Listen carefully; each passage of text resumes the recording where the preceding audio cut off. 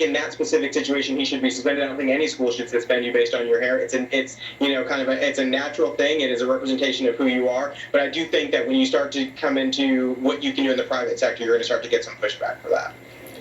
Sue Lovell, what do you think is going to happen with this issue in the state legislature this year? Well, I can't even believe we have this bill and this discussion. We have far greater issues to discuss and worry about than somebody's hair. And I'm all for, you can wear your hair the way that you want to wear your hair.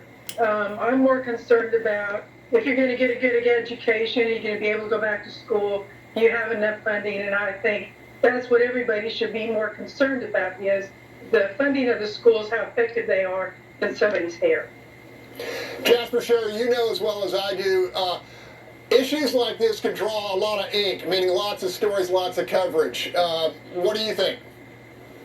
Oh, I think, folks who are supportive of this legislation, they say it's necessary because you just keep seeing more and more stories of discrimination against, students in various Texas schools. And I think, Sue is right in the sense that there are going to be other matters that are, most people would probably consider a little more pressing than this, but lawmakers have found time to carve out to, address sort of one-off bills that maybe aren't directly related to the kind of central focus of the legislature. So I think it's in play. It's just kind of a matter of whether you get conservative buy-in at this point.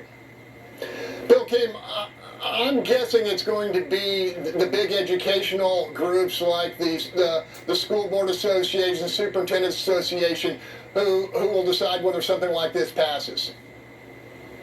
I guess, I don't know. My view is I don't think any level of government ought to be telling anybody how to wear their hair. I agree with Charles that I think I don't think you have a constitutional right to wear your hair however you want to. But for government to be dictating any of this stuff is ridiculous. And I'm in favor of them banning school districts from telling kids how they have to wear their hair.